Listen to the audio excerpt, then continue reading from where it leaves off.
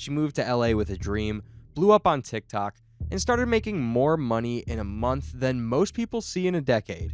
She had the followers, she had the aesthetic, and she had the whole vibe. And then...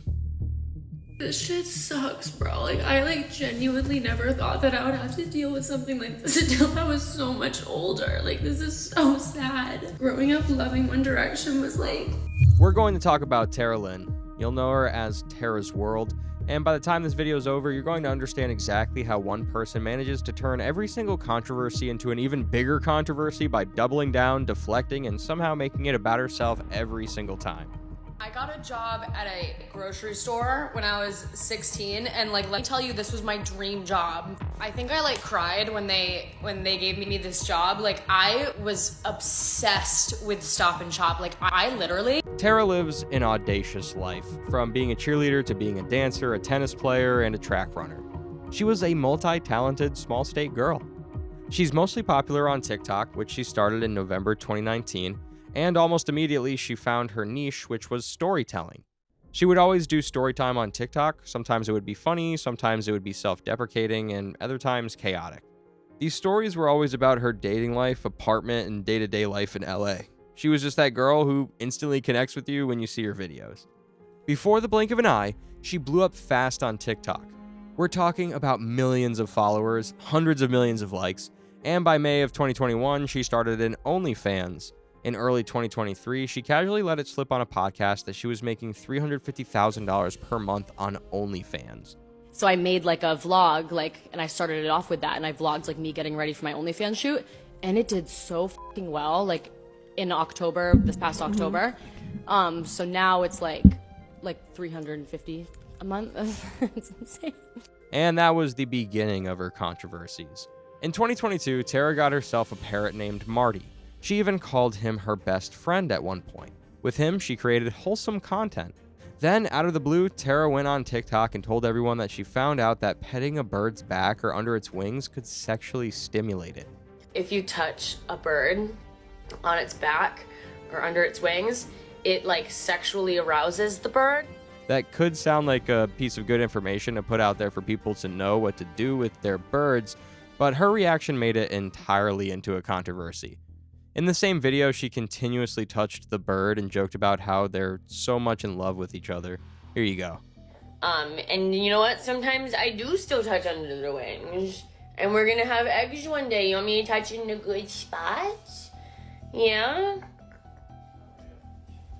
And trust the internet to kick against that and drag the hell out of her. In the comment section, it was a mess. The majority didn't find it funny, they rather found it cringe and disturbing. Due to the amount of negative and ill comments she got, she had no choice then to address the video. I can't even believe I'm addressing this right now, but I might as fucking well. You know what I mean? I'm so sorry to disappoint anybody that is looking for a different response, but I'm not into my bird like that. This was the first time the internet went, wait, something is off here, but we haven't seen anything yet. It's September 1st, 2022. Tara sits in her car, opens TikTok, and proceeds to record what I can only describe as one of the most tone-deaf rants in the history of the app. She's scrolling through Be Real. Remember that? The app that prompts you to post an unfiltered photo of your actual life at a random time? She notices that when the notification goes off, a lot of her friends are in bed. Now, a normal person might think, oh, they're tired, or maybe they work night shifts, or literally anything else. But not Tara. She saw a crisis of work ethic. And again, keep in mind, this is coming from a woman whose actual job is taking photos and videos in a hotel room. Does anybody have a job? Does anyone work? I swear to God, this Be Real shit, I get shit on myself all the time, even though I'm the most productive person ever. I'm always doing something. I'm never in bed in the middle of the day. And then I got Be Real, and this Be Real could go off at 11 a.m., 1 p.m., 3, it doesn't matter. Everyone's in bed. There's an alarming amount of people every time that Be Real goes off that are just in bed with the shades drawn. I feel so good about myself. I'm like, why are you in bed? The internet responded with the righteous fury of 10,000 exhausted workers. People didn't even argue. Some accounts just blocked her without a word. Does anybody have a job? Does anyone work? I swear to God, this Be Real shit, And others felt the need to clap back. Does anybody have a job? Does anyone work? In fact, I do. And I'm lazy ass is watching SpongeBob right now. except I work every day, 10-hour days. What do you do, girl? Post a video of you taking a shit and get 2 million likes? Wish I could say the same. That's a sarcastic short response, and trust me, there are a lot more. Here's another clap back. Does anybody have a job? Does anyone work? Yeah, we do have jobs, Tara. Some people work non-traditional hours. Some people work like second or third shift. And some people just post when it's convenient for them to post. It doesn't mean that they're not working. People explained, I'm in bed because I just finished a 40-hour week and I'm exhausted, or I'm depressed because the bills are piling up and my bed is the only safe space I have. So did Tara sit with that? Did she apologize? Of course not. Instead, she posted a clarification video claiming she was only talking about her influencer friends who literally just stay in bed all day. The reason I've been gaslighting you and like not saying sorry is because I never want to like apologize to people that just go on the internet to fucking hate on people and troll people. Like I never want to like give them what they want, which is like blah, blah, blah. Like I never wanted to do that, but because it's like you guys and like people that used to like love me and like trust me, and now you guys fucking hate me and think that I'm a horrible person, like that makes me so fucking sad. I go through periods of time where all I want to do is fucking lay in bed. Like, there's nothing wrong with that, like, at all. What I said came out the wrong way. Whether you work overnight shifts and you're fucking tired in the middle of the day and you need to take a nap, like, who cares? Like, no one should be commenting on other people, like, taking a break, or, like, if you're, like, sad and you can't get out of bed, like, that's fine. That's completely okay. Like, take that time for yourself. Like, I have no place to be coming in and being like, get out of bed, like, and I wasn't like I wasn't talking about like the general public. I was talking about the influencers that I follow on Be Real that literally like lay in bed because they want to like rest up for the drinking night. Like I was just making a joke about them, but like, and I know I should have just like sent it to them, but like I don't know if I can like use Snapchat or anything. I just like kind of post things on TikTok that are meant for like certain people. Like I wasn't thinking, and it was dumb, and I'm so sorry. I love you guys more than life, and it makes me really sad that you guys like, I don't know, you think I'm like... The total lack of self-awareness in Tara's content strategy is genuinely breathtaking. You're an OnlyFans creator telling overworked people they're lazy, and your defense is, I only meant the other lazy people. Then you turn around and insult the very people pointing that out. That's Tara's formula right there. And take note, because you're going to see it again. So we've kind of already established that like straight girls watch lesbian porn. That's just like a thing. Like if I watch porn, it has to be lesbian porn or there's no point in watching it. You know what I mean? So I watched my first lesbian porno when I was like 7 or 8. Like I was really young. So then I became obsessed with it. And I went through like this like lingerie magazine. In March 2023, Tara decided to clarify her sexuality. She stated she's straight. Cool, but nobody asked, but that's fine. The problem started when she kept talking. Get ready with me to get laid by a girl for the first time. This wasn't a normal conversation about her boyfriend or past dating life. She launched into a detailed breakdown about kissing her female friends constantly. She even recounted an incident where she kissed a girl at a party right in front of her boyfriend, making sure to mention how his eyes lit up. She claimed he was so excited, he practically gave her a hall pass to do it whenever she wanted. I couldn't get the original video, but here's a stitch from a creator named Sarah, because honestly, you gotta hear this reaction. So excited, like his eyes lit up. He was like, you can do that whenever you want. Your boyfriend is objectifying women, loving women relationships, and so are you. This whole thing was problematic, and I just beg of you to look into Compat, please, and ditch the boyfriend. Sexuality is complex, but the way Tara framed this, it wasn't about self-discovery, it was a performance. She's an OnlyFans creator, and she knows exactly what sells to her demographic. This isn't a dig at her career path, but it's impossible to separate her confession from her business model. Shortly after that, she announced she was filming content with another female creator. She framed the project as girls being magical and perfect, all while being incredibly clear that she has zero emotional investment in women.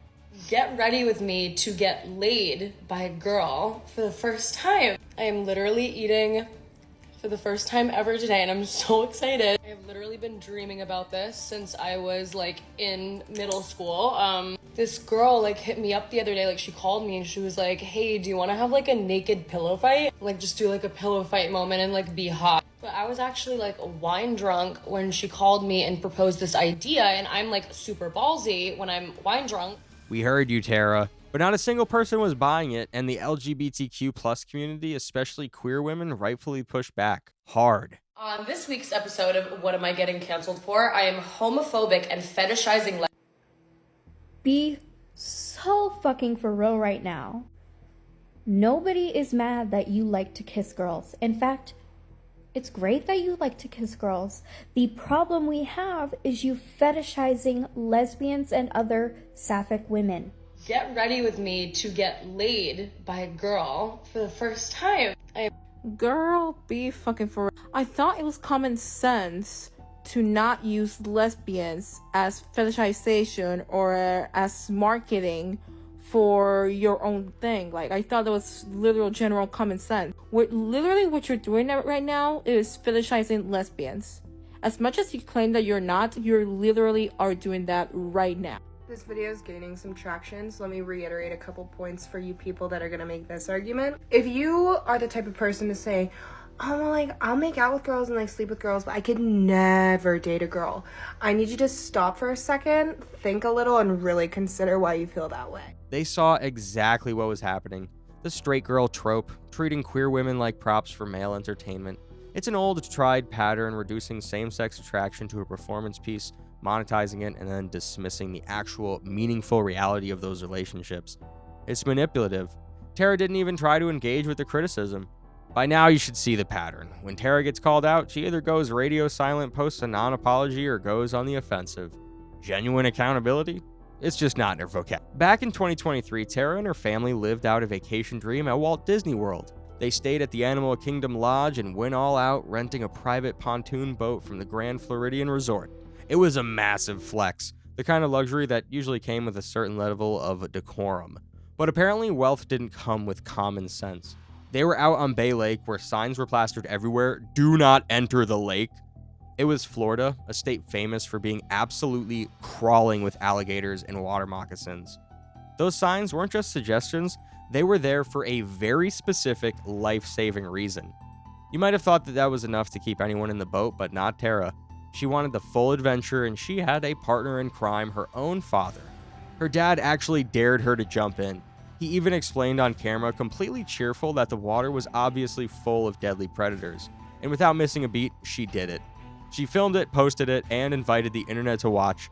Since the original vanished, we have a screen recording from a creator named Saint Hooch, who caught the whole thing. I'm gonna say who wants to see Tara make it back to the boat, and who hopes she is eaten by an alligator, dragged to the bottom, and never seen again. Are you asking the people to vote? Yes, we're asking the people to vote below, and who. So now, Tara, here's your chance. She's gonna step in and swim around. Oh my god, I'm so scared. Go ahead, you can do it. There's a 50-50 shot you'll make it back. I wouldn't worry about it. You gotta swim around a little. The alligators are hungry. Oh yeah. All right, there she goes. I'm peeing and I'm so scared.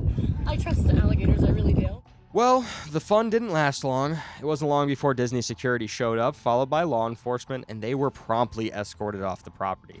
I'll pull her in. You pull her up. All right, Tara's around. We'll see you later. We got a police escort back to the resort because I broke such a serious law. It's so dramatic. You could have argued it was just spontaneous, chaotic energy, and sure, I got that. But there was something unique about this incident. It was the rules don't apply to me attitude. The signs were for other people. The danger was for other people. Tara was having a moment and nothing else mattered. Forget the alligators for a second. Think about the harmful bacteria in the water that could have caused a life-threatening infection. You almost have to wonder if things had actually gone sideways. Would she have been the first one to start a GoFundMe asking the very lazy Americans she talked down to for help? The park, by the way, usually banned guests who pulled stunts like this.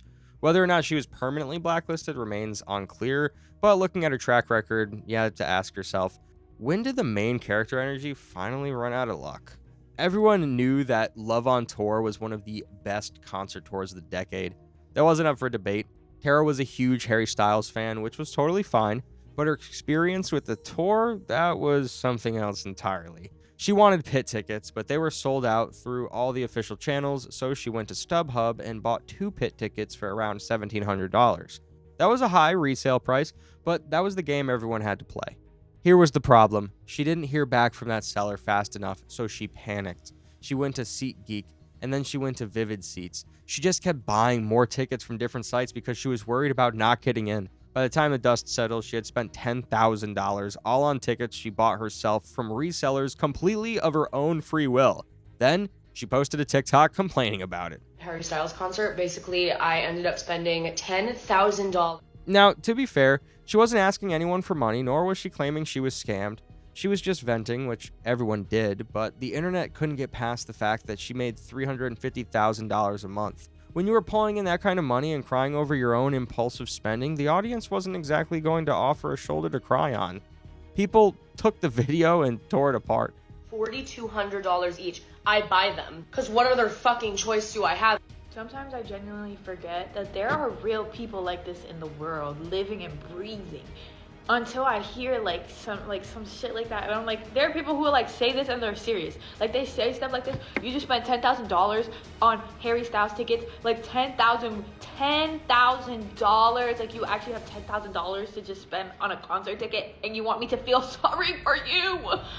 Oh my god. The internet was not kind.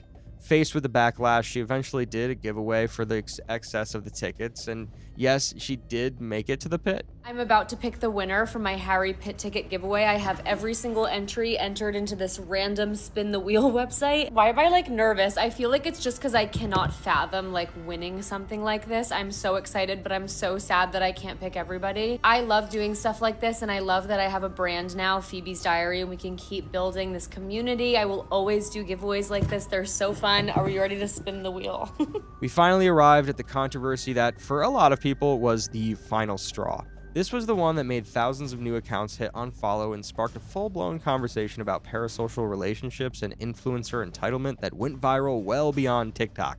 It all went down on New Year's Eve 2025. Tara had her heart set on a specific top for her celebration, the For Love and Lemons Pearly Bow Halter top. It retailed for $299, and it was sold out everywhere. So she came online and asked if anyone has it and can Uber it to her.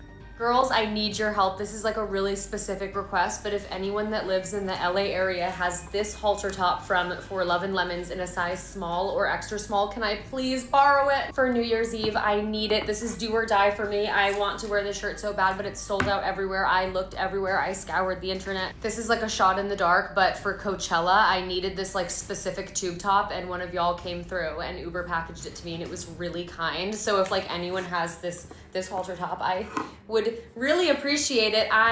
Now, the comments were funny. Some people kept saying I have it, while others offered to sell it to her for $2,000. But then one follower, a girl in the San Fernando Valley, offered to send it for free via Uber. Tara was over the moon. She canceled her plans to go to the mall, fully relying on this total stranger. 4 o'clock rolled around. Tara had to leave by 6. The girl stopped responding, no message, no explanation, just silence. By midnight, Tara was on TikTok calling her a hater. Even though she eventually deleted the video, she implied that this stranger was trying to sabotage her New Year's Eve. Now, this random person, this stranger who had offered to do her a free favor, was now publicly being called out. Then she made this comment and Tara responded. Tara's response triggered the whole internet, and the comments were on her neck. The internet went supernova. This was the moment. She made nearly $4.5 million a year. She could have walked into any boutique in Los Angeles and bought a replacement top, but a working nurse, a person who literally saved lives, offered to help her for free, got stuck at the hospital taking care of sick people, and Tara's reaction was to publicly shame her and then dismiss her apology. Tara defended herself with this image and this video. I am not a mean person. I am not mean to people. I love people and I love animals, and I hate that I'm so misunderstood right now because I really am not the person that y'all think I am. She tried to defend herself, claiming she had a total human response, but then she dug a deeper hole. She started suggesting the nurse might not even be a real person, pointing to what she claimed were AI-generated photos on the girl's profile, and alleging that someone had messaged her claiming the girl did this to other influencers. First of all, when she first DM'd me, like, she already had like 200,000 followers, yet she has no profile picture, 0 posts, no link to an Instagram. I'm like, you either bought those followers or you bought this account. Again, no profile picture, like super sketchy, 0 posts, no link to an Instagram, whatever. Then yesterday, she was posting these like weird ass fake pictures on her TikTok, like, yo, I finna be at the club tonight, what should I wear? And they were like obviously like super fake, and I was looking at them like, what the fuck? And people were eating it up in the comments. They were like, go off, queen. I was like, these have to be AI.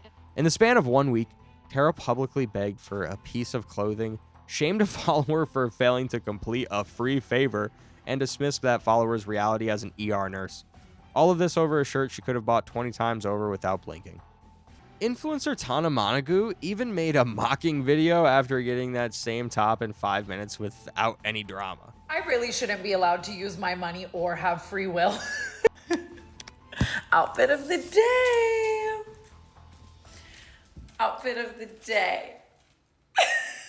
Tara saw the reaction to that and made her disappointment very clear in an already deleted video, but eventually after all the backlash, Tara finally got her top and styled it the way she always wanted, showing it off in a final TikTok. Tara spent years being the poster child for influencer excess. The Harry Styles tickets, the Beverly Hills hotel stays, the get your ass up and work era. Everything pointed to one consistent message: money wasn't a problem for her, and if it was for you, that was your fault for being lazy. So when the tables turned, nobody could look away. She came out and cried on camera about losing her house amidst other things, which is totally fine and humane, but it all went wrong when she said the video was for sale. Here's the tiny part she posted online and asked that people buy the video on her OF account. It just still like fucks me up all the time thinking about it, and I never thought that I was gonna talk about this online because I'm so ashamed and I'm so embarrassed. I feel like such a shit person. Let's go back to October 2023. Tara bought a house in Beverly Hills. She was thrilled, posting a TikTok with a big smile saying she had the world's fattest mortgage and she didn't care. This year I bought my dream Beverly Hills house, and I just can't believe I live here. It cost me every penny to my name, and I still have like the world's fattest mortgage, and I don't care. The comments were full of people celebrating with her, people inspired by her, saying she made it. What she didn't mention in that video was the mortgage, $25,000 a month. Why is Tara selling her house? Because the mortgage was so high. And the next question is actually, how much is your mortgage? It was $25,000 a month. To put that in perspective, the average American household income is around $60,000 a year. Tara's mortgage payment every single month was nearly half of what most families earned in a full year. But again, she was making $350,000 a month on OnlyFans, so she felt invincible. Fast forward to January 2025, the cracks started showing. She told her followers something that, if you were paying attention, was a major red flag. She didn't enjoy making OnlyFans content anymore. She said it made her uncomfortable and she genuinely wanted to stop. The worst part about filming for OF is having to sit down and rewatch the videos the next day. And I used to like play music in the background when I was like being a hoe for videos. Now it's just silence. So like I'm watching these videos of myself doing like, oh my God. Get ready with me for an OF shoot. I have a very complicated relationship with OF, so let's talk about it. I've been doing OF now for 4 years, and I used to not mind it. Now I fucking hate it. But here was the part that stopped everyone mid-scroll. She couldn't stop, because if she stopped, she lost the house. She'd built an entire lifestyle, a $25,000 a month lifestyle, on an income from a job she grew to hate. She was trapped. She literally said the words, "I've built a lifestyle around an OF income." Then, gossip started flying around that her agency dropped her. That's why she could no longer afford her home mortgage, and they were right. In December 2025, Tara got on a phone call with her management agency, the team that had been representing her, building her brand, booking her opportunities, and she thought it was a routine call and was probably expecting to talk about upcoming partnerships, maybe a brand deal, maybe the New Year's strategy, but instead, her manager told her that she was being dropped. Tara made a video to confirm that. But you know what? It's all good. Like, they did drop me 2 weeks before Christmas, which is a little crazy, but like, everything happens for a reason. And you might have thought, okay, that's bad, but at least she's being honest. At least she's being vulnerable. Maybe, but then people remembered. They remembered September 2022. The woman in the car talking about how lazy everyone else was, how she was the most productive person she knew. Now, 3 years later, she was weeping behind a paywall because the lifestyle she built on that income had eaten her alive. A few weeks later, she announced she was selling the house and buying a new one. As we speak, she's in her new home, which she claimed was less expensive. I bought a new house. Fuck all y'all that didn't believe in me. We moved in yesterday. We're currently living with no furniture because all of our furniture is being used to stage the other house that we're selling. So this is what we're living like. What really got people talking about this controversy is how she didn't even act broke after announcing her house issue. She continued life and still spent excessively and immediately got a new home before selling her old house. Well, there are levels to being broke, and Tara wasn't your conventional broke girl. Now, is Tara completely misunderstood, or does she just have a profoundly broken relationship with accountability, or overly free-spirited? Drop your thoughts in the comments. Like and subscribe if you want to see more of this.